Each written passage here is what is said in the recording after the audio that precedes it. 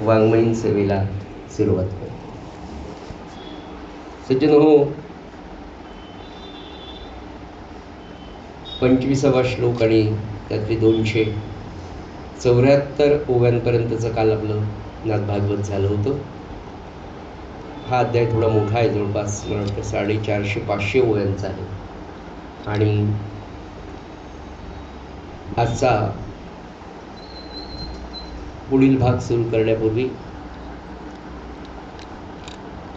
काल परमानंदाने तृप्त झाल्यामुळे जो अवधूत अत्यंत शांत असतो, लोकांचे विकार अंगावर आदळत असताना सुद्धा ज्याची शांतता कधीही भंग पावत नाही, ज्याची शांती यत्किंचितही ढळत नाही, असा ब्रह्मज्ञानी पुरुष हा अवधूतासारखाच असतो.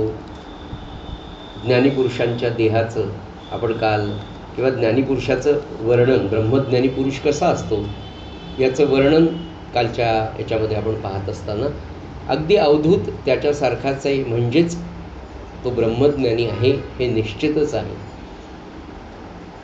अशी ब्रह्मज्ञानी पुरुषांची काही लक्षणं काल आपण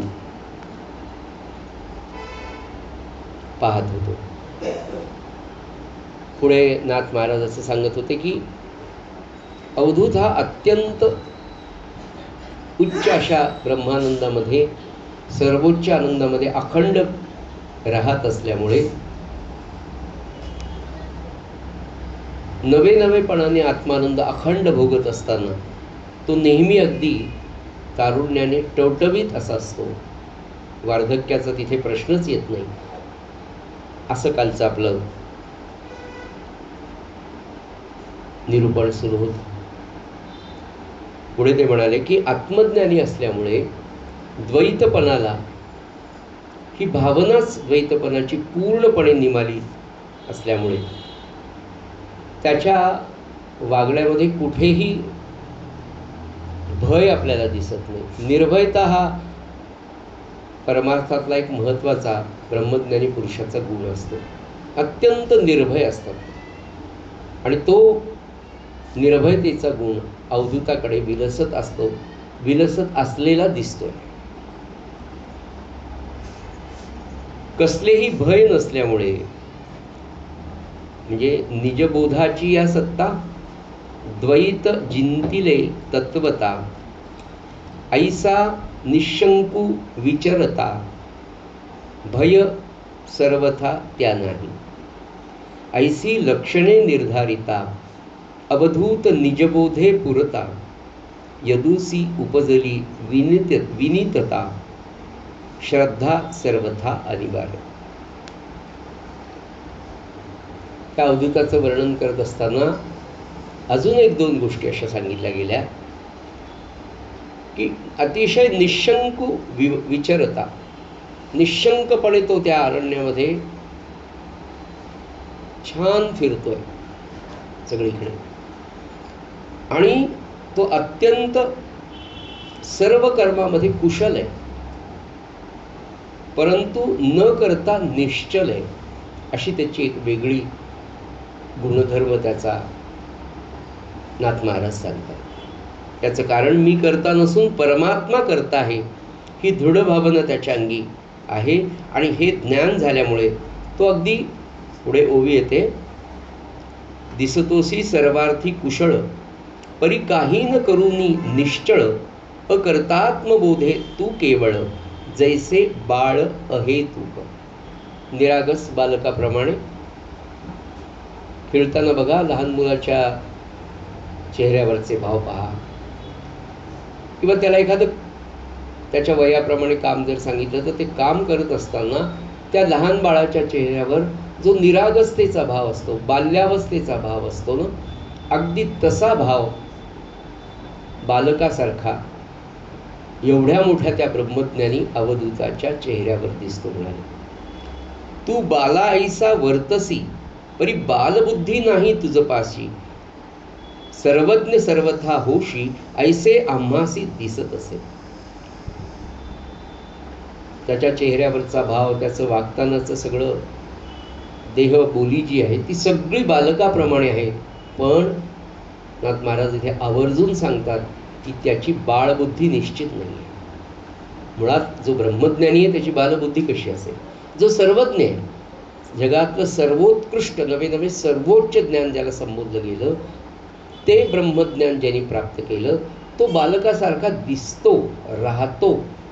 चेहऱ्यावरचा भाव तसा आहे, पण तो बालक नाही, तो बालबुद्धीचा नाही.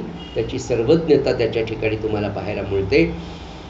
तो पूर्णपणे सर्वज्ञ, आपले जीवित त्याने परमार्थाला वाहून टाकलेले. सर्वज्ञ सर्वथा होसी ऐसा आम्हासे, येवोनिया या लोकांचे, पावोनिया नरदेहासी, आणि सार्थकता तुझ्या ऐसी आनिकापाशी न देखो. नाथ महाराज वर्णन करतात या 26व्या श्लोकातली ही शेवटची ओवी आहे की अरे, या जगातल्या सर्व भोगांना तुच्छ समजून ज्याने आत्महित करून घेतले, जो आपले ज्ञातेपण कोणाला दिसू देत नाही. ब्रह्मज्ञानी पुरुषाची सगळ्यात मोठी अजून एक मोठा सद्गुण असा असतो की तो इतका विद्वान, सर्वोच्च ज्ञान असलेला असला, पण समाजामध्ये वावरत असताना मी कोणी ब्रह्मज्ञानी आहे, मी फार मोठा ज्ञानी आहे, असं कधी कधीच दाखवत नाही. आता हे सगळं आपण ग्रंथातलं वाचून नुसतं ऐकायचं का, पाहायचं का? तर नाही. पाहिलेली गोष्ट की समर्थ सद्गुरू प्रल्हाद महाराजांच्या समोर महाराष्ट्रातले सगळे कीर्तनकार, प्रवचनकार, मोठमोठे विद्वान यायचे. तिथे कीर्तन व्हायचे. काही कीर्तनकार तर अगदी नवखे असायचे की मला महाराजांच्या समोर फक्त सेवा मिळावी, मला महाराजांच्या समोर गायन, माझी सेवा मला सादर करायची म्हणून यायचे. नवशिके असलेले असायचे. पण महाराज त्यांच्याबरोबर समोर जेव्हा त्यांचं कीर्तन, त्यांचं प्रवचन, त्यांचं काय सेवा असेल ती जेव्हा ऐकायला बसायचे ना, किंवा सरस्वती उत्सव महाराज करायचे, तेव्हा छोट्या छोट्या मुलांना देखील बोलायची संधी मिळायची. काहीतरी वाचून यावं, त्यांनी करावं. अहो काय सांगू तुम्हाला, अजून ह्या ज्या सवया आम्ही शिकलो महाराजांच्या समोर बसलेलो, आम्हाला आठवतं अजून मला तरी. महाराजांच्याकडे महाराज असे रामराय ठेवले, महाराज असे बसायचे, पाठ घ्यायचे, पाठाला टेकून बसायचे. वय झाल्यावर बरं का, आधी तर नव्हतं. 80-85 वर्षांचं वगैरे वय होतं तेव्हा पाठाला टेकून बसायचे. सगळ्यात छोटी सवय 4 वाळींची रामदूत वायुसुत्ती म्हणायची. कोणत्याही पोराने पहिल्यांदा त्या सवयीपासून सुरुवात करावी, सगळ्यात छोटी. तर ती सवय म्हणताना सुद्धा महाराज त्याच्या चेहऱ्याकडे एवढ्या कौतुकाने पाहायचे की किती छान म्हणतो.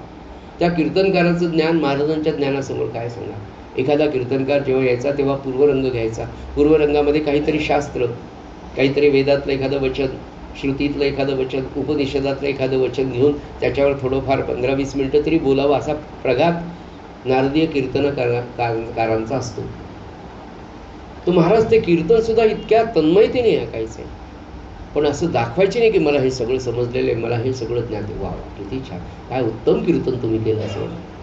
ब्रह्मज्ञानी पुरुषाला काय माहीत नसतं, आणि त्याच्यासमोर कीर्तनकार जेव्हा कीर्तन करतो, पण महाराजांनी स्वतःचं नाही. एवढंच काय, मोठमोठे वाद विवादाचे प्रश्न आले तर महाराज कधी बोलायचेच नाही. हां, नामाच्या विषयी, संतांच्या विषयी काही कोणी विचारलं, खरोखर जिज्ञासू असेल किंवा नामावर आक्षेप घेत असेल, तर महाराज त्याला सगळं वेद, उपनिषद, शास्त्र, सगळ्यांची वचनं सांगून नाम किती श्रेष्ठ आहे याचे दाखले जेव्हा महाराज द्यायचे.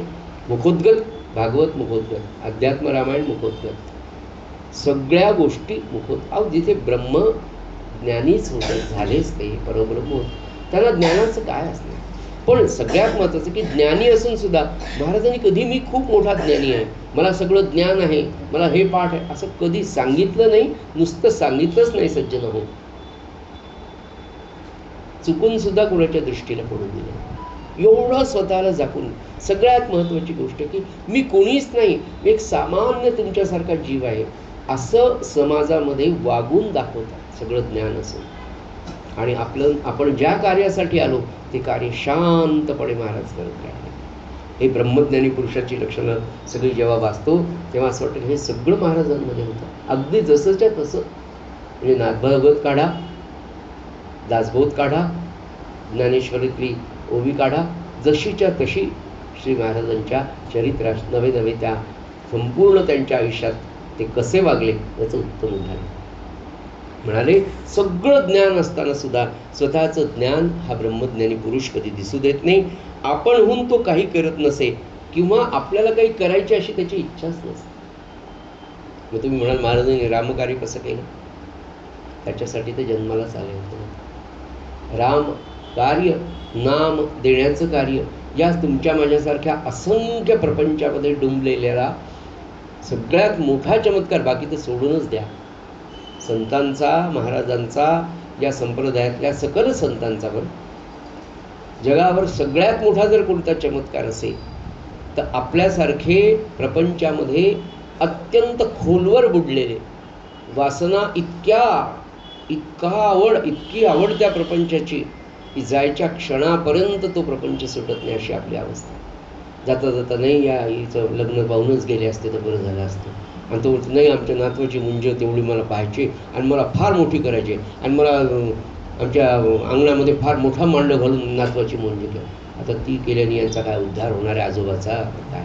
पण असं म्हणत नाही की 13 कोटीचा जप झाल्याशिवाय माळ ठेवणार नाही, देह सोडणार नाही, असा आजोबा काही म्हणायला तयार नाही. काय करा, वासनाच होते. सदवासना होणं सुद्धा साधी गोष्ट नाही सज्जन. काही करायची इच्छा नाही म्हणजे मला माझ्या स्वार्थासाठी, मला सुख मिळावं म्हणून काहीच करत नाही.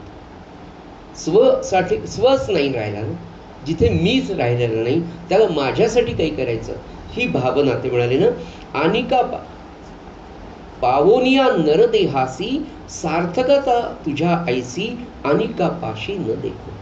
त्या अवधूताकडे पाहिलं, त्या ब्रह्मज्ञानी पुरुषाकडे जेव्हा पाहिलं तेव्हा यदुराजाच्या लक्षात आलं की अरे हा नरजन्माला येऊन खरंच जे मिळवायचं, जे आत्महित, जे निजहित साधायचं ते यांनी साधलेलं. सज्जन, या सगळ्यामधनं आपण मेसेज काय घ्यायचा? तर पटापट ज्यांचं ध्येय ठरलेलं नसेल त्यांनी आयुष्याचं ध्येय ठरवून टाका. पोरीचं लग्न, बाळांपण, मंगळागौरी तर संपतच नाही.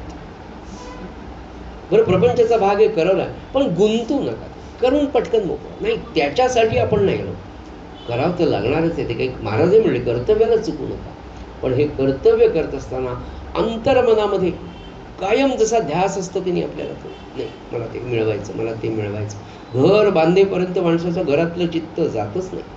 ती जशी झोपलं उठलं तरी आठवण राहते की ना, किंवा जे मुलीचं लग्न आहे बाबा आता ते झाल्याशिवाय, ते जसं कसं मनात असतं ना तसं कायम अंतर्मनात की मी याच्यासाठी जन्माला आलो नाही, मला नाम घ्यायचं आहे, मला नाम घ्यायचं आहे, मला कृतार्थ व्हायचं आहे, मला निजधामाला जायचं आहे, मला माझं हित साधायचं आहे, याची आठवण रात्रंदिवस सज्जन मनामध्ये राहून मग कर्तव्य करत. हां एवढं झालं, आता संपलं, एवढं झालं, संपलं. सज्जन हो, ब्रह्मज्ञानी पुरुषाकडून आज आपल्याला या जन्मात ब्रह्मज्ञान मिळेल का नाही माहिती नाही, पण त्या मार्गावर चालायला काय हरकत? आपलं ध्येय तर ते ठेवायला हरकत नाही. आणि म्हणून महाराज म्हणाले की मानवी जीवनाचं ध्येय काय, नरजन्माचं ध्येय काय, तुम्ही मनुष्य म्हणून जन्माला आल्यावर तुम्हाला काय मिळवायचं आपल्याला तर काही कळालंच नाही. निदान ते सांगतात त्याच्यावर तरी विश्वास पूर्ण ठेवून की नाही महाराज, मला भगवंत, मला ईश्वर मिळवायचं, मला तुम्हाला मिळवायचे, मला शाश्वत समाधान मिळवायचं. हे सगळे शब्द, हे सगळे अर्थ एकच आहेत. आणि त्याच्यासाठी साधन जर काय असेल, नाम आणि अखंड अनुसंधान सज्जन. अवधूताला सुद्धा ही अवस्था किंवा कोणत्याही ब्रह्मज्ञानी पुरुषाला ही अवस्था सहजतेने येतच नसते. त्यांनी पण अभ्यास केला. ब्रह्मज्ञानी पुरुष एकदम ब्रह्मज्ञानी झालेलाच नाही. म्हणून तर महाराजांनी दाखवलं ना की मी महाराज म्हणत असताना सकल संतांचं, विशेषतः सगळ्या ब्रह्मज्ञानी पुरुषांचं, की तुमच्या माझ्यासारखा आईबापांच्या पोटी त्यांनी जन्म घेतला, तुमच्या माझ्यासारखा ग्रस्ताश्रम करून दाखवला, आणि तो सगळा करत असताना आत्मबोधू न मैळे श्रीराम. गृहस्थाश्रम न सांडिता, कर्मरेखा न ओलांडिता, निज व्यापारी वर्तता, आत्मबोधू न मैळे श्रीराम. आपल्या आत्मबोधाला कुठेच धक्का लागू द्यायचा नाही, मळू द्यायचा नाही, त्याचा विसर पडू द्यायचा नाही. सगळं करा, गृहस्थाश्रम न सांडिता. स्वतः नाथ महाराज ज्या श्लोकाच्या आधारे संपूर्ण जीवन जगले, की ज्या पद्धतीने त्यांचे सद्गुरू जनार्दन स्वामी जगले, तोच आदर्श नाथांनी घेतलेला आहे की गृहस्थाश्रम न सांडिता, कर्मरेखा न ओलांडिता, पण निज व्यापारी वर्तता. सगळं केलंय. 2 मुलीचे लग्न, तो जावई असा, तो मुलगा ज्याला विद्वान केलं तो सोडून गेला, नाथांच्या नाथ महाराजांच्या हे सगळं करावं लागलं ना त्यानं, सोडलं का त्यांनी?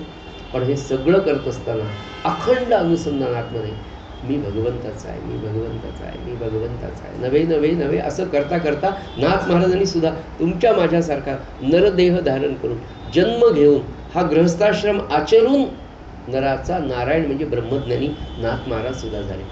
रामानंद महाराज, प्रल्हाद महाराज, आनंदसागर महाराज, ब्रह्मानंद महाराज, ब्रह्मचैतन्य, ही सगळी मंडळी ब्रह्मज्ञानी, समर्थ सुद्धा ब्रह्मज्ञानी झाले, प्रपंच करून झाले. मग आपल्याला काय अवघड आहे असं त्यांचं म्हणणं आहे. आपल्याला तर अवघडच वाटतं, काही प्रश्नच नाही. पण सज्जन हो, एक एक मनात कुठेतरी खुंगात नाही, मला मी याच्यासाठी जन्माला आलो. 4 महिने श्रवण केलं तर 8 महिने लक्षात राहण्याची शक्यता आहे. आपण कशाला जन्माला आलो? पुढचा चातुर्मास पुन्हा आहेच रिव्हिजनसाठी, नाही काय? पुन्हा पहिल्या वर्गात बेक बेगुलच्या आपली सगळ्यांची अवस्था तशी. आपण मोकळेपणाने का बोलू शकतो? आपण सगळे सारखे आहोत. पण खरंच आहे, कोणीतरी हॅमर करणारा ते बसलेच ना चातुर्मास त्याच्यासाठी. अरे कुठपर्यंत आला? अरे झाला का? नाही महाराज, मागच्या वर्षी 13 कोटी केला, पुढच्या चातुर्मासापर्यंत 1,05,00,000 झाला वा. अरे वा वा, छान. म्हणजे आता 12 कोटी राहिला. आत्ता होतं म्हणजे 13 कोटीपैकी 1 कोटी झाला, 12 तर राहिले असं म्हणायचं नाही का? किती छान, केवढा आधार मिळतो आपल्याला, केवढा आधार मिळतो. आणि झाला बरं, ज्यांनी ज्यांनी म्हणून 13 कोटीचा संकल्प केला, मी रोज एका नवीन व्यक्तीला भेटतो ज्यांनी 13 कोटी केला त्यातल्या, बरं का? तर ते हेच सांगतात, काय आनंद आहे, इतका जप आमचा कधी झाला नाही. कसा काय व्हायला लागला? म्हटलं संकल्पाची शक्ती. महाराजांचं वाक्य ना, संकल्पामध्ये फार मोठी शक्ती आहे. सज्जन, आपण एक जितकं जितकं नाम घेतो ना तितकं आणि आपलं आणि रामात अंतर कमी होतं. महाराजांमधलं आणि आपलं अंतर कमी होतं. नाम घेणं म्हणजे त्याच्याकडे एक एक पाऊल टाकणं. तो किती दूर आहे विचार करू नका, पाऊल टाका. महाराज काय म्हणाले? नाम कसं घ्यावं म्हणाले, काय सांगू तुम्हाला? महाराज म्हणला एक आंधळा आहे आणि त्याला सांगितलं या हौदातलं पाणी, या हौदात तुला फक्त बसून इकडून इकडे टाक. त्याला दिसत नाही काही, इकडच्या नळ इकडे नळ सुरू आहे, इकडे भरायचं, इकडची बादली घ्यायची तांब्याने इकडे पाणी टाकत राहायचं. समजा तो विचार करतो का किती टाकलं? तसं आंधळ्यासारखं नाम घ्यावं म्हणाले. आंधळा पाणी भरत असताना त्याला कळतच नाही, सारखा फक्त भरत राहतो. तसं आपण अखंड, महाराज म्हणजे किती दिवस नाम घ्या, जोपर्यंत श्वास येतो तोपर्यंत. दुसरं म्हणाले आंधळा जसं पाणी भरतो तसं घ्या. नामाच्या संकल्पामुळे कुणालाही, विशेषतः स्त्रियांचे मला फार वंदनीय आहेत. त्या किती कामं असतात त्यांना, पण त्यामुळे असं स्वयंपाक झाला की लगेच मी माळ घेऊन बसतो. थोडं जेवायला वाढायला वेळ, तोपर्यंत 5-6 माळा होतात. जेवण झालं, सगळं झालं, चहाच्या वेळेपर्यंत, पुन्हा चहा करेपर्यंत पुन्हा नाम. म्हणजे काय झालं की जीवनातला रिकामा वेळ तुमच्या आपल्या लक्षात येतो. सज्जन, नामाच्या नाही माझी झाली पाहिजे. अहो घरामध्ये 4-4 माणसं आहेत, सगळ्यांचे 100-100 माळा व्हायला लागले. 400 माळा एका घरात. म्हणजे विचार करा, आपण सगळ्यांनी मिळून जर SIP काढलं, रोज 100 रुपये टाकायचे, 400 आणि 500 रुपये जर SIP मध्ये रोज जात असतील, महिन्याला किती, वर्षाला किती, हिशोब लावत बसा. त्याच्याही पेक्षा सगळंच इथे राहणारे बरोबर येणारं नाम 400 आणि 500च्या संख्येने जर घरात होत असेल तर आपलं नामाचं डिपॉझिट किती मोठंच आहे बरं. ते शाश्वत आहे.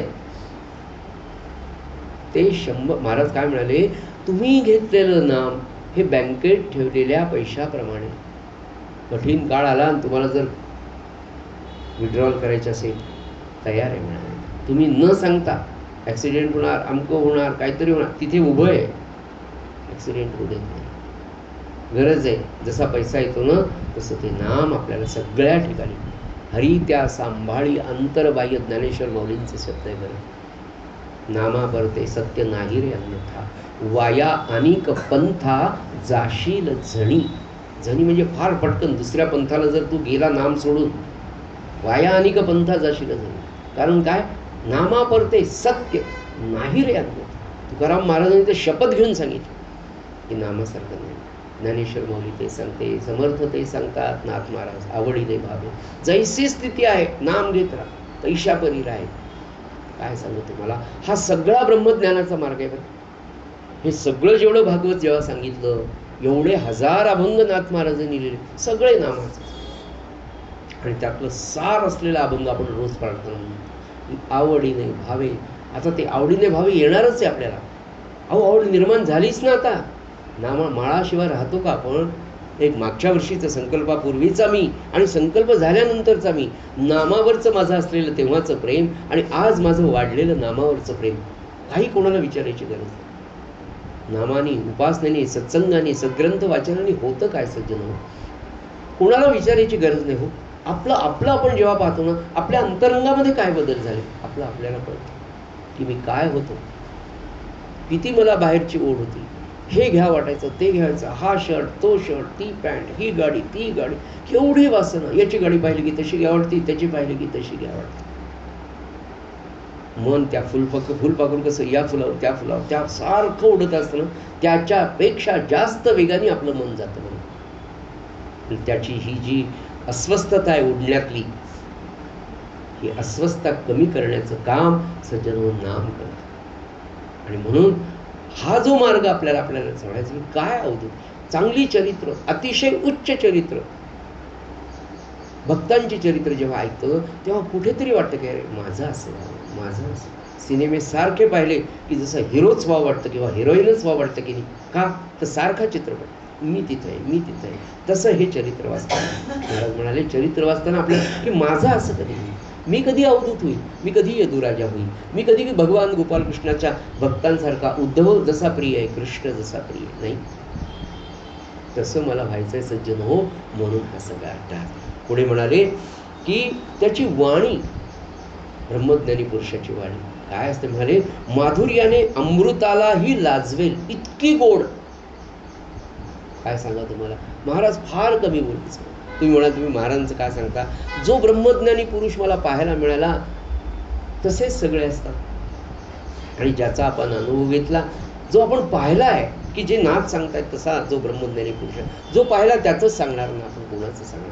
पण हे लक्षात घ्या, आपले सद्गुरू हे संत महात्मे सगळे तसेच असतात. महाराज म्हणत असताना सकल संत आहेत, महाराज म्हणत असताना प्रत्येकाच्या सद्गुरूंचं तत्व सारखंच आहे, फक्त ना त्यांचे देह वेगवेगळे आहेत. कोणी दत्त संप्रदायाचा, कोणी गणपत्याचा, कोणी शाक्ताचा, कोणी महादेवाचा, कोणी विठ्ठलाचा, कोणी रामाचा भक्त असेल, महादेवाचा असेल. पण सद्गुरू म्हणून त्याचं जे तत्व आणि त्याचा जो अधिकार आहे तो अगदी सारखा आहे. ते सद्गुरू तत्व सगळीकडे सारखंच आहे. तर त्या ब्रह्मज्ञानी पुरुषाचं बोलणं इतकं गोड असतं, इतकं माधुर्याने अमृताला लाजवेल असं त्याचं ब्रह्मरसाने ओथंबलेलं रसाळ असं बोलणं असतं. काय सांगा तुम्ही. महाराज म्हणायचे, अहो काल तुम्ही उपासनेला होतात का, तो नसायचाच. सत्यम वद प्रियम वद न ब्रूया सत्यम प्रिय. की इतकं गोड बोलायचं, इतके गोड बोलायचे ना की सांगणाऱ्याला त्याची चूक, कधीच माझा काही अपराध झाला पण त्याची चूक सुधारायची. तुम्ही काल उपासनेला होत, तो हळूच नाही महाराज काल आज येतो. त्यांनी उपासनेला यावं, त्यांनी उपासना टाळू नये. तो आलेला नाही, तो यावा असं मला वाटतं, पण मी त्याच्याशी कसं बोलावं, किती गोड बोलावं. आणि खरं त्याही पुढे तुम्हाला मी जाऊन सांगतो, नाम घेत गेलं ना, आतून सूचना आपल्याला मिळते. आतून बरं, की फक्त आपल्यालाच कळतं. कोणालाही बोलताना माझं बोलणं त्याला लागेल का असा विचार आपोआप आतून येतो. त्याला लागेल असं बोलू नकोस, त्याचं मन दुखेल असं बोलू नको, अशी सूचना तुम्हाला मिळत जाते बघा. ती फक्त तुमची अनुभूती. आणि परमार्थामध्ये आत्मानुभूती सगळ्यात महत्त्वाची. खूप एकनाथी वागत सांगितलं, मुकुंद मुळेंनी सांगितलं, काय चंद्रशेखर महाराजांनी सांगितलं, कोणत्याही संत नाही. पण त्याची अनुभूती जोपर्यंत साधकाला, भक्ताला, एखाद्या महाराजांच्या शिष्याला येत नाही ना, तोपर्यंत ती खरी. आणि नाम ही अशी गोष्ट आहे सज्जन की त्याची अनुभूती घेऊनच पहा, खरंच घ्यावी. अगदी मी म्हटलं ना, एक प्रयोग आहे हा, आध्यात्मिक प्रयोग आहे, पण करून पहा. इतकं गोड ब्रह्मज्ञानी. आणि नामाने पहा, महाराजांच्या कृपेने हळूहळू तुमच्या लक्षात येईल की तुमची वाणी सुद्धा सुधारते, तुमच्या वाणीला यश येतं, तुमच्या वाणीला सत्यता येते. त्याचे अनेक अनुभव आहे, त्याच्या मागे लागायचं. वाणीची सिद्धता झाली म्हणून उठसूट त्याला तुला अमकं होईल आणि तुझं चांगलं काय, जपून ठेवा. काल परवाचं महाराजांचं एक बोधवचन आहे, अगदी किती सूक्ष्मता आहे बघा अध्यात्मामध्ये. प्रपंच करताना कसं आपण एक एक पैसा बाजूला टाकतो की नाही. सज्जन नाही आल्या साड्या दारा नको नको आता नको, नंतर असं सांगत नाही तेवढे राहू द्या, आता नको घ्यायला. महाराज म्हणाले आजारी पडल्यावर औषध घ्यावं, प्रभुनाम खर्चू नये. महाराज गेला 1000 व्हायरल झालं, केली प्रार्थना, गेला 5000. खर्चू नका, अखंड असावे सावधान. म्हणजे आपण केलेली तपश्चर्या, आपण केलेला जप अशा साध्या साध्या कारणांसाठी. महाराजांचं इतकं सुंदर वाक्य आहे, जे काम चपराशाकडनं होतं त्याच्यासाठी मालकाला कशाला त्रास. बरं नाही, डॉक्टरकडे जा, त्याला दाखवा, तो गोळ्या देतो, तेवढ्या गोळ्या घ्या. महाराज काही होऊ देऊ नका बरं. अरे काय हरकत नाही, होऊ देत. किती झाला जग? 12 कोटी, गेला 1.25 कोटी. आमच्या घरचे आजारी पडले, त्यांना वाचवा, बरं गेला 1.25 कोटी. आता तुम्ही म्हणून असं कसं काय म्हणता मग? पण महाराज जेव्हा सांगतात की आजारी पडलं औषध घ्या, प्रभुनाम खर्चू नका, इतकी सूक्ष्मता त्याच्यामध्ये. म्हणून ते नाम जेव्हा जपून आपण जेव्हा जपतो आणि जपतो तेव्हा त्याची महाराज म्हणाले नाम घेताना असे अनुभव येणारच आहे. फक्त एकच नामाचा अनुभव लक्षात ठेवा की महाराज आज घेतलेलं नाम सारखं नाम होण्यासाठी, नाम नामासाठीच, इकडे नाही, प्रपंचाला वापरायचंच नाही वापरायचं. धीर धरा, शांत राहा, पाहत राहा काय होईल. जे घडेल ते त्यांच्या इच्छेने घडेल आणि ते माझ्या कल्याणाचं आहे हे समजून समाधानात राहणं हा परमार्थ आहे, ही उपासना आहे. हे असे वाक्य आपल्याला लक्षात ठेवायचे. म्हणजे ही पथ्य आहेत सगळी. जेणे विठ्ठल मात्रा घ्यावी त्यांनी पथ्य सांभाळावी, ती ही पथ्य. तर ते म्हणाले की त्या ब्रह्मज्ञानी पुरुषाची वाणी, त्याचं बोलणं इतकं रसाळ की ब्रह्मरस पिऊन ब्रह्मानंदाने मस्त झालेला असा तो अवधूत होता. म्हणाला माझं तुझं असा अपपरभाव त्याच्या ठिकाणी नाही. नुसतं काम, क्रोध, लोभ यांच्या आगीमध्ये जळत असलेलं प्रत्यक्ष तो दिसतो. म्हणाले की त्या या जगामध्ये म्हणाले प्रायशा ये लोकी लोक धर्म अर्थ काम कामुक येची विखी ज्ञान देख आवश्यक करीताती. की या जगामध्ये आपण पाहताना या कामाच्या क्रोधाच्या अग्नीमध्ये सामान्य जीव अगदी होरपळून जातोय. म्हणाले अशी अवस्था आपली सगळ्यांची आहे. पण म्हणाले त्यातून कुणीही प्राणी मात्र सुटलेला आपल्याला दिसत नाही. पण अवधूत मात्र या सगळ्यांमध्ये राहून हा कामाचा, क्रोधाचा, लोभाचा कोणताच अग्नी त्याला स्पर्श सुद्धा करू शकत नाही. नव्हे त्या अवधूताच्या अंगाला या अग्नीची आच सुद्धा लागत नाही. इतका तो निर्भय आहे, इतका तो ब्रह्मज्ञानाने ब्रह्मानंदामध्ये ब्रह्मरस पिऊन आनंदाने मस्त होऊन त्या जंगलातून चालतोय. म्हणाले त्याच्यामध्ये ही गोष्ट सामान्य जनांना आकलन न होणारी.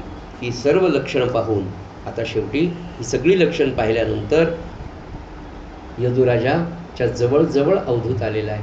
अवधूताला तो पाहतोय. ही सगळी लक्षणं यदुराजाला दिसली आणि ती नाथांनी आपल्याला सांगितली. जेव्हा तो जवळ येतो तेव्हा हात जोडणी पुसत प्रसन्न चित्ते रायाते, करुणी साष्टांग दंडवत अतिनम्र श्रद्धायुक्त हात जोडणी पुसत प्रसन्न चित्ते रायाते. त्या यदुराजाने प्रसन्न चित्ताने साष्टांग दंडवत अतिशय नम्रतेने श्रद्धायुक्त अंतःकरणाने अवधूताला घातला आणि मग अवधूताला तो हे सगळे प्रश्न विचारायचा. आता अवधूताचा संवाद. पण सज्जन हो, यदूनी अवधूताला प्रश्न विचारणं, त्यांच्यातला संवाद सुरू झाला. यदूनी प्रश्न विचारावेत आणि अवधूतांनी त्याची उत्तरं द्यावी. हे सगळं सांगण्याआधी नाथ महाराज आता या अध्यायातलं हे आपल्याला सांगणार आहे. त्या आधी नाथांच्या काही गोष्टी लक्षात आलेल्या. ते म्हणाले हा यदुराजाचा आणि अवधूताचा संवाद सांगण्यापूर्वी जनसामान्य लोकांना काहीतरी आपण सांगावं. आणि ते सांगण्याचं कारण असं आहे की नाथांच्या त्या काळामध्ये अनेक ढोंगी लोकांचं वर्णन नाथ महाराज करतात. ते म्हणाले यदूंचा संवाद मी तुम्हाला सांगतो, पण त्याच्या आधी नाथाच्या आजूबाजूला जो समाज होता, तत्कालीन जी परिस्थिती होती, त्या परिस्थितीमध्ये सगळीकडे समाज व्यवस्थेमध्ये इतकं ढोंग, इतका लबाडीपणा, विशेषतः आध्यात्मिक मार्गामध्ये सुद्धा. नाथांना खरी बोच त्याची आहे, नाथांना खरं दुःख त्याचं आहे. रोखर सज्जनो, आपण इतके भाग्यवान आहोत. महाराष्ट्रातला समाज हा इतका भाग्यवान आहे की असा मोठा थोर समाज सुधारक आपल्याला समजावून. पण खरा संतच नाथ महाराज खरे समाज सुधारक. किती किती म्हणजे त्या काळातल्या लोकांना तमाशाचं खूप फड होतं. त्या लावण्या, त्या बैठकीच्या लावण्या, ते तमाशे, त्याच्यामध्ये सगळा समाज गुंग होऊन गेलेला होता. मग त्यांना ते आवडतं ना, मग त्यांना समजेल त्या भाषेत हा वेदांत, ही भक्ती सांगण्यासाठी भारूड, गवळणी नाथांना लिहाव्या लागल्या, लिहिल्या. आणि त्या सगळ्या लिहित असताना त्यांना आवडलेला शृंगार त्या भाषेमध्ये समजून सांगताना त्याचा पाया मात्र भक्ती, त्याचा पाया मात्र भगवंत, त्याचा पाया मात्र वेदांत. आणि तो त्यांना समजेल अशा भाषेत गवळणीच्या वेगवेगळ्या भारुडांच्या माध्यमातून नाथांनी वेगवेगळ्या पदांमधून, वेगवेगळ्या अभंगातून जगासमोर मांडले. त्याचं कारण असं आहे सज्जन हो, एक गोष्ट अशी आहे की कोणतीही उत्तम गोष्ट विकृत कशी करावी याची जन्मजात शिकवण माणसाला आहे. हा एक मोठा दुर्गुण आहे माणसामध्ये, जन्मजात. की कोणतीही सुंदर वस्तू असू द्या, तिला विकृत कसं करता येईल असा एक अवगुण माणसामध्ये आलेला आहे. त्याच्यामुळे काय झालं की समाजात ढोंगीपणा, सगळ्या समाजात, बरं सर्व समाज म्हणा, सर्व समाजामध्ये ढोंगीपणा आणि लबाडी फार मोठ्या प्रमाणात आजही आढळते. नाथांच्या काळात अजूनच जास्त होते. विशेषतः अध्यात्माच्या मार्गामध्ये सज्जन हो, विकृतीचा अनुभव फार मोठ्या प्रमाणात. कारण लोक अज्ञानी, सज्ञानी सगळेजण त्या अध्यात्माकडे जेव्हा जातात, कोणी कंटाळून, कोणी असं होऊन, प्रपंचातले धक्के खाऊन, अज्ञानाने जेव्हा अध्यात्मात कोणत्या कोणाच्या तरी नादी लागतात.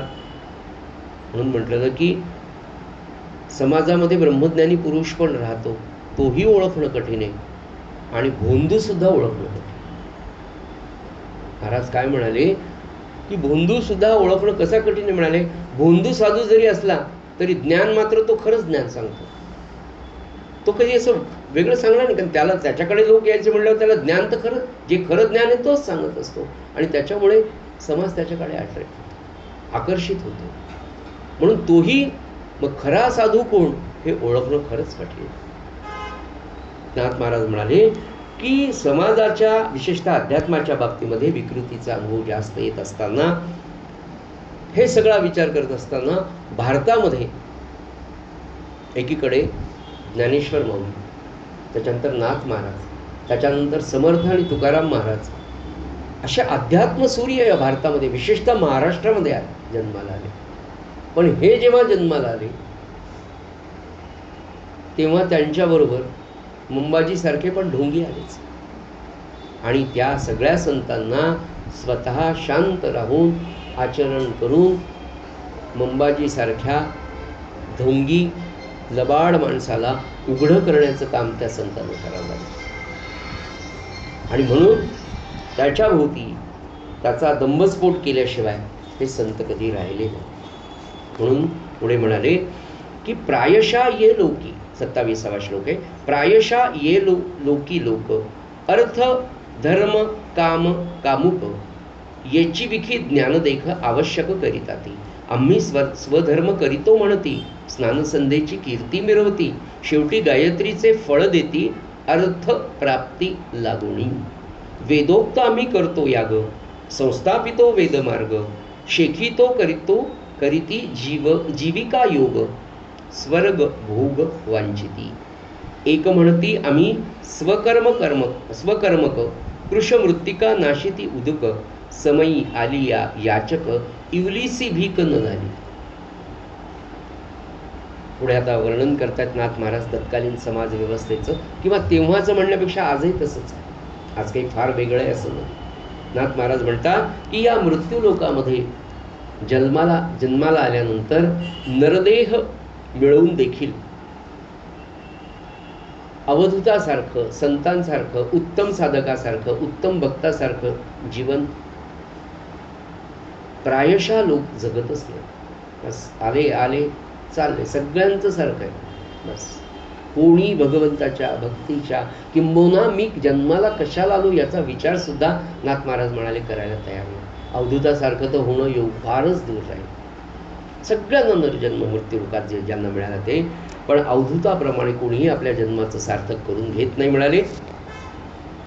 आणि जे काही आहेत ते इतके कमी आहेत की बोटावर मोजण्या इतकेच लोक आहेत. म्हणून म्हटलं लाखामध्ये एखादा भगवंताचा प्रेमी असतो. लाख लोक जर घेतले एकत्र आणि प्रत्येकाच्या मुलाखती घेतल्या आणि प्रत्येकाचं जीवनचरित्र जर एक 8 दिवस तुम्ही सकाळपासून संध्याकाळपर्यंत पाहिलं ना, तर भगवंतावर नितांत श्रद्धा, नितांत प्रेम, भगवंताची भक्ती करणारा एखादाच लाखामध्ये मिळतो. इतकी संख्या या मार्गावर चालणाऱ्याची. सज्जनो, एक सत्पुरुषाची भेट झाली तेव्हा, चर्चा झाली तेव्हा ते म्हणाले फक्त 2% लोक 100मध्ये 2 लोक भगवंताची मनापासनं सेवा करणारे असतात आणि त्यांच्या पुण्यावर हे 98% लोक जगत असतात. एवढी शक्ती त्या एका नामामध्ये, एका साधकाच्या भक्तीमध्ये. सज्जनो, एक संत महापुरुष जेव्हा शांतपणे जंगलामध्ये एकटा बसलेला जरी असला ना, तर तो जिथे असतो तिथून त्याच्या 100 किलोमीटर परिसरातल्या परिघातल्या एकपेशीय प्राण्यांपासून बहुपेशीय प्राण्यांपर्यंत सगळ्यांच्या अन्न वस्त्राची व्यवस्था करण्याचं सामर्थ्य त्याच्या एकट्याच्या पुण्याईमध्ये असतं. मी म्हणतो हे काय वाक्य मस्त आठवून वगैरे तुम्ही सांगायला लागता नाही बरं. आदरणीय ब्रह्मश्री कस्तुरी शास्त्री, आपण 24 तारखेला रविवारी त्यांची पुण्यतिथी आहे, त्यांचं पुण्यस्मरण करणारच आहोत. पण उगाने आठवण म्हणून सांगतो, त्यांच्या 95व्या वाढदिवसाला काशीवरून प्रातस्मरणीय वेदशास्त्र सकल शास्त्र संपन्न असलेले गणेश्वर शास्त्री द्रविड आले होते. त्यांच्या 95व्या वाढदिवसाला सावरगावला. तिथे त्यांनी बाबांच्या वाढदिवसाच्या दिवशी हे वाक्य सांगितलंय. काय म्हणाले? आज इथे कस्तुरे शास्त्री या सावरगावच्या जंगलामध्ये, या आश्रमात, या तख्तपोशावर बसलेले असतात म्हणाले. यांच्यापासूनचा 100 किलोमीटरचा परिसरातल्या सकल प्राण्यांच्या उदरभरणाची व्यवस्था या एकट्या सत्पुरुषाच्या अस्तित्वाने, फक्त अस्तित्वाने पूर्ण होते. गणेश्वर शास्त्रीसारखा अत्यंत विद्वान, नैष्टिक ब्रह्मचर्य पाळणारा, ज्याला म्हणतात की कुणालाही काहीही न मागणारे गणेश्वर शास्त्री, ते विनाकारण कुणाची स्तुती करतील का? ते खोटं सांगतील का? सांगा बरं. त्यांनी सांगितलं एक सत्पुरुष, एक ब्रह्मज्ञानी पुरुष जर नुसता अस्तित्वात असेल तर त्याची शक्ती एवढी असते. आता फार मोठा बल्ब चौकामध्ये लावला तेवढा तर आपण काही आपल्या अंगणात लावत नाही, त्याची गरजही नसते. पण आपल्या देवासमोर अखंड जळणारा एक दीप सुद्धा तेवढंच काम करतो, नाही का? आपण तेवढं नाही करू शकणार, पण आपल्या घरापुरतं, आपल्या प्रपंचापुरतं, आपल्या कुटुंबापुरतं तरी साधन आपण करू शकतो. सचिन, आपला वेळ वाया जाता कामा नये. म्हणजे इतका वेळ आपला आयुष्यातला वाया गेलेला आहे. आपल्याला नामाचं महात्म्य कळालं नाही, नामाची गोडी लागली नाही, आपण कधी घेतलंच नाही, तर गोडी कशी लागली. म्हणून आता तरी इथून पुढचं आयुष्य नामाशिवाय जगू नये बरं. जसं जसं तुम्ही नाम घेत जाल ना, तसं तुम्हाला जाणवेल की अरे किती दिवस मी वाया घातले, किती माझा आयुष्याचा एवढा कालक्रमणा मी नुसती आहार विहार मैथून आणि निद्रा याच्यातच घालवली. त्याच्यासाठी नाही आपण जन्माला असेल. हे पुढे म्हणाले की या सामान्य माणसांचं बहुत करून तोच विषय बघा, धर्म अर्थ काम कामुक येची विखे ज्ञान देख आवश्यक करीता. सगळे सामान्य माणसं, ते म्हणाले 4 पुरुषार्थ माणसाला आपल्या धर्मशास्त्राने सांगितले: धर्म, अर्थ, काम आणि मोक्ष. मोक्ष मिळवण्यासाठी धर्माला आचरून अर्थ आणि काम करायचं. पण म्हणाले, नाथ महाराज म्हणाले की प्रायशः ये लोकी लोक, या मृत्यू लोकामध्ये सगळे लोक धर्म, अर्थ आणि काम, त्यातही धर्म थोडाच, काम आणि अर्थ याच्याच मागे लागले. तेवढंच आपलं आयुष्य समजतं. म्हणजे आता तर पहिले तरी शास्त्र काही धर्म आणि पैसा मिळवा, धर्माला बेस ठेवून काम उपभोगा. आता धर्म बाजूला, फक्त काम आणि अर्थ. अर्थ कशासाठी? कामासाठी. काम कशासाठी? अर्थासाठी. बस एवढंच सगळे सामान्य लोक सज्जन होऊ शकतात आणि ही योग्य नाही. आपण अवधूताच्या मार्गावर कधी जाणार?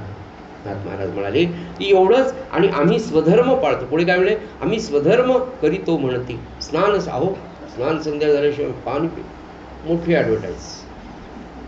घराच्या बाहेर बॅनर्स लावा, हे त्रिकाल संध्या करतात. करत नाही, बॅनर एकदा करायची, तीनदा सांगायची. एवढा अभिमान. म्हणाले आम्ही स्नान संध्या कीर्ती मिरवती, शेवटी गायत्रीचे फळ देती, अर्थप्राप्ती करू. तुमचं गायत्रीचं पुरुषन करायचं का?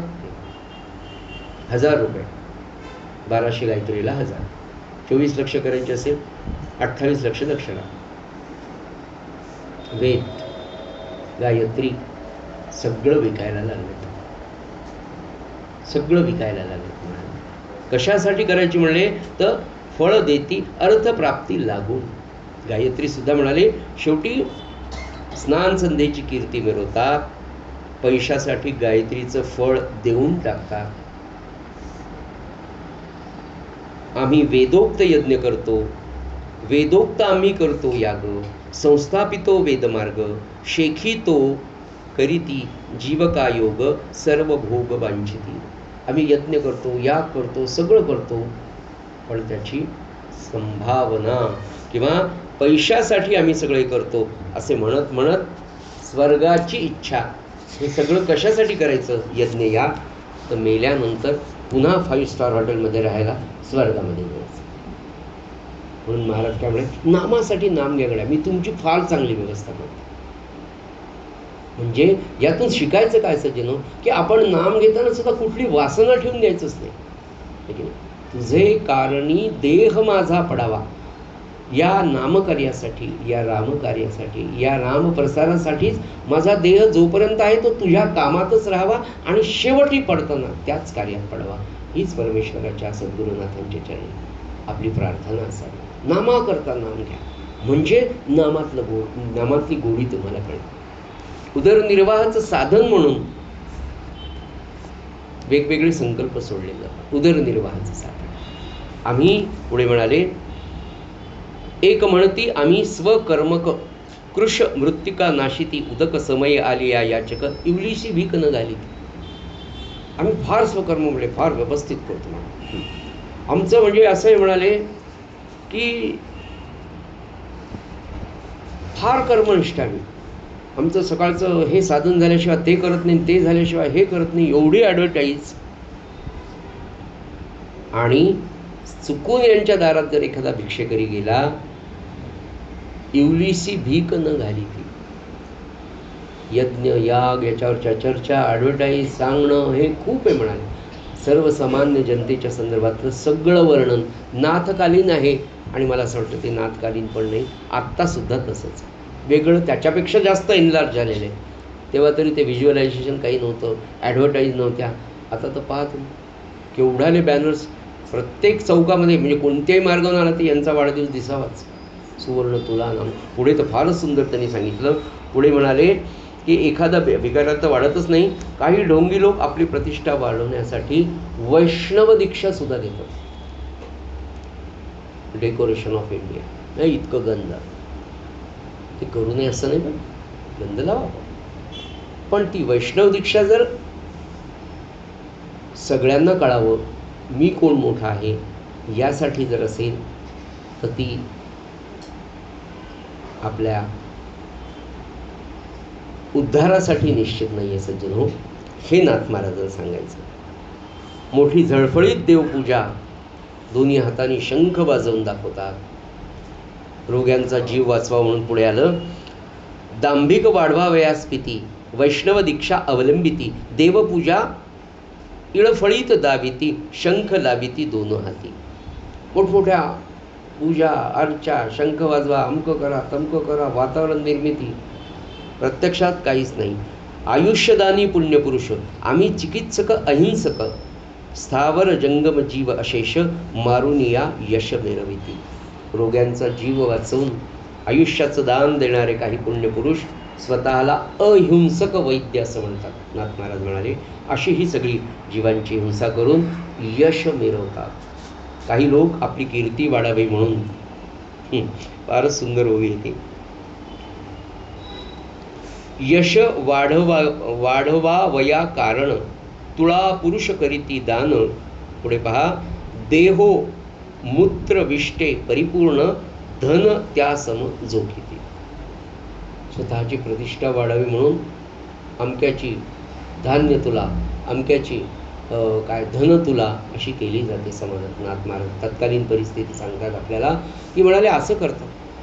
आणि कशाची तुला करतात म्हणाले, ज्या देहामध्ये मलमूत्र विष्टा त्याला धनाच्या समोर, त्याला धनाबरोबर, त्याला धान्याबरोबर तोलतात. कराल का तुला आता कोणी? नाही बाबा तुमचे 65 वर्ष झाले मी तुला करतो. ही ओवी लक्षात ठेवा. काय देह मूत्र विष्टे परिपूर्ण धन त्या सम जोखिती. ज्या देहामध्ये सगळी घाण भरलेली आहे त्या देहाला धनाबरोबर तोलायचं, धान्याबरोबर तोलायचं, रौप्याबद्दल बरोबर तुलना करायची त्याची. आणि पुढे काय म्हणाले, पुढे परी परमार्थीची चाडा कोणी बेचिना कवडा भूल कैशी पडली मुढा स्वार्थ रोकडा विसरले. पुढे ते दान, ते धन, ते धान्य सगळ्यांना प्रसाद म्हणून वाटायचं. कशाची तुला केली सांगा? तुला कशाची झाली? देहाची. देहात काय आहे? श्रीराम जय राम जय जय राम. कशाची तुला केली? श्रीराम जय राम जय जय. त्याचा प्रसाद कुणाला? श्रीराम जय राम जय जय. काय सुंदर सांगितलं. पुन्हा करेल का कोणी?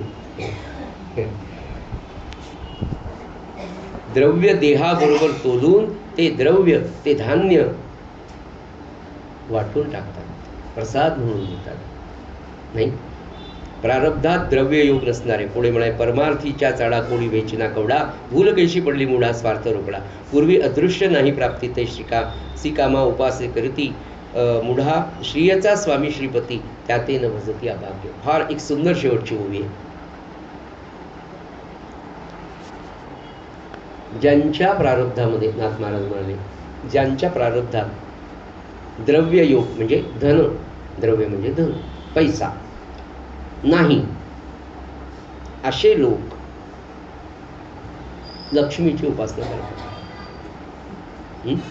आता लक्ष्मीची उपासना करत असताना काय म्हणाले, ते श्रीकामा उपासती करीती श्रियचा स्वामी श्रीपती त्याते न भजती अभाग्य. लक्ष्मीची उपासना करतात. यांच्या नशिबात पैसा नाही. पैसा लक्ष्मी मिळावी म्हणून लक्ष्मीची आराधना करतात. खरं म्हणजे लक्ष्मीची आराधना करणं त्याच्यापेक्षा बरं, लक्ष्मीची आराधना करताना लक्ष्मी माफ करा त्या नारायणाला, त्या लक्ष्मीपतीला विसरतात. बरं, त्याला विसरतात. आणि पुढे म्हणाले लक्ष्मी कोण आहे? लक्ष्मी विश्वगुरु हरीची पत्नी. ती ते जो राखे अभिलाषुनी नेदिती हरीची हरीचा लागुनी त्याते पत्नी हरिपचवी. कोणाची अभिलाषा करावी आपण? भागवतामध्ये एक प्रसंग येतो, तो आपल्याला माहिती, त्यातलं सार फक्त सांगतो. भगवंताच्याकडे द्वारकाधीशाकडे सुदामा जातो. सुदामजींची पूजा करतात, तेही आपण पाहिलं. पूजा केल्यानंतर इतके थकून गेलेले असतात, इतक्या दिवसाचे उपाशी असलेले सुदामा 1116 तेवढ्या सगळ्या नमस्काराला येतात. पहिलीला कसं तरी म्हणले ते सौभाग्यवती 1008ला सौभाग्यवती भाऊ म्हणायची ताकद सुद्धा सुदामामध्ये राहील. थकलेला होता, जेवलेला नव्हता, इतक्या दिवसांचा उपाशी होता. त्या 1016 स्त्रियांना आशीर्वाद देण्याला सौभाग्यवती भव म्हणायची सुद्धा शक्ती सुदामामध्ये नव्हती. ते सगळं पूजन वगैरे झाल्यावर गप्पा मारत बसले भगवान श्रीकृष्ण आणि सुदामा. त्या गप्पांचा विषय होता, मतितार्थ असा होता की भगवान सहजतेने असं इनडायरेक्टली असं विचारतात की अरे तू इतका दारिद्र्य राहिला, कधी कधी कशाला, कधी मला लक्ष्मीची कधी हेच केली नाही म्हणलं, तू आराधना म्हणा किंवा लक्ष्मीची काय इच्छा केली नाही, कशी काय तुला लक्ष्मी प्राप्त झाली नाही, इतका दारिद्र्य कसा राहिला, असं भगवान विचारत असताना सुदामाने दिलेलं उत्तर, भगवंता तू माझा सखा आहेस, तू माझा मित्र आहेस, आणि तुझी पत्नी लक्ष्मी, तिची अभिलाषा मी करावी का? माझ्या सख्याच्या पत्नीची अभिलाषा मित्रांनी करावी, म्हणून मी कधीच केली. हेच नाथ महाराज की लोक ती प्राप्ती व्हायची लक्ष्मीची पूजा. अरे पण लक्ष्मीपतीची पूजा जर केली, नाथांना हे सांगायचं, त्या लक्ष्मीपतीची जर पूजा केली तर तो लक्ष्मीनारायणासह येईल की नाही? आपण तिच्या मागे लागतो, हे योग्य आहे का? आणि कोणाच्या? तर म्हणाले लक्ष्मी विश्वगुरु हरीची पत्नी, श्री हरींची ती पत्नी आहे, तिची अभिलाषा धरून तू राखून ठेवतो. हरीची पत्नी जर तर हरीला, आणि ती हरीची पत्नी माझ्याच जवळ राहावी, लक्ष्मी माझ्याचकडे राहावी, असं वाटतं की हे योग्य? काय म्हणाले की ती हरीची पत्नी हरीला न देण्याचा अधप्पात होतो, कायम लक्ष्मी माझ्याजवळच आहे. म्हणून श्री सुक्तामध्ये ओवी आहे, चिक्लीत वसमे गृह. चिक्लीत म्हणजे लक्ष्मीचा बंगला. तू नारायणासह, तुझ्या मुलांबाळांसह, मग ती राहील की नाही छान लक्ष्मी. म्हणून लक्ष्मी सुक्त झाल्यानंतर विष्णवे नमः, विष्णवे नमः, विष्णवे नमः, विष्णवे नमः, विष्णवे नमः अशी एक माळ निदान 11 वेळा तरी भगवान विष्णूंचं स्मरण करावं, आणि मग लक्ष्मी सुक्ताचं पाठ करू नये असं नाही. पण यातला मुख्य उद्देश किती आहे की त्या हरीला ती लक्ष्मी परत देण्याचं कधी तुमच्या मनातच येत नाही, आणि तिथे अधप्पात होतो. म्हणाले लोकांना भुरळ पडते, खरा स्वार्थ ते विसरून जातात, आणि परमार्थासाठी कुणीही कवडीसुद्धा खर्चत नाही. ही नाथकालीन परिस्थिती आज त्याच्यामध्ये खूप डेव्हलपमेंट झालेली आहे, म्हणजे स्वार्थामध्ये असं मला म्हणायचं. नाथांच्या काळात तर होतं, आता तर त्याच्यापेक्षा जास्त स्वार्थ झाला. पुढे म्हणाले एक शेवटची होय, रोग त्यागे आयुष्य मागती, या लागी सविता उपासिती, देहो नश्वर हे ठावे चित्ती, पडली भ्रांती निजपदा. रोगाचा नाश होऊन भरपूर आयुष्य मिळावे म्हणून आणखी काही लोक सूर्याची उपासना करतात. पण सज्जन हो, ते म्हणाले सूर्याची उपासना अवश्य करावी, पण हे लक्षात ठेवा की हा देह सुद्धा नश्वर आहे, तेव्हा याची अपेक्षा करणं किती चूक आहे. म्हणून नाथ महाराज म्हणाले की आपला आदर्श हा ब्रह्मज्ञानी पुरुष आहे. त्या ब्रह्मज्ञानी पुरुषाच्या पावलावर पाऊल ठेवण्याचं काम म्हणजे साधनेचं, म्हणजेच अगदी सोपं. कलियुगामध्ये त्यांनी जे सांगितलं, महाराजांना एकदा विचारलं एका भक्ताने की महाराज आमचं कुलदैवत तर रेणुका माता आहे, आणि तुम्ही आम्हाला श्रीराम जयराम जप दिला, तर म्हणले श्री. तर महाराज म्हणले अरे काळजी नको करू, त्या श्रीराम जयराममधलं जे पहिलं श्री आहे ना, ते श्री म्हणजेच शक्ती आहे, ते श्री म्हणजेच महाकाली, महासरस्वती, महालक्ष्मी, सगळं त्या श्रीमध्ये म्हणाय. काळजीच करू नको, श्रीराम जयराममध्ये तुझ्या शक्तीची पण उपासना आहे. ते श्री सीतामाईसाठी, ते श्री रेणुका मातेसाठी, ते श्री महालक्ष्मी, महाकाली, सर्वांसाठी ते आहे, काळजी नको करू. मग अशा श्रीराम जयरामची उपासना केल्यानंतर एकाच वेळेला त्या नारायणाची आणि त्या लक्ष्मीची उपासना झाल्यासारखी, जप झाल्यासारखा होतो की नाही. आणि मग आपण त्या लक्ष्मीची अभिलाषा केल्यापेक्षा त्या नारायणाचीच आपण जर पूजा केली तर तो लक्ष्मीनारायण तुमच्या माझ्या प्रपंचामध्ये आणि परमार्थामध्ये आपल्याला सहाय्यक ठरेल, याविषयी शंका नाही. झालेली सेवा सद्गुरुनाथांच्या आणि नाथ महाराजांच्या चरणी अर्पण करूया, आणि नाथांचा अत्यंत गोड असा अभंग आपण प्रार्थना म्हणून त्याचं चिंतन, मनन, श्रवण आणि आचरण करण्याचा प्रयत्न करूया. श्रीराम.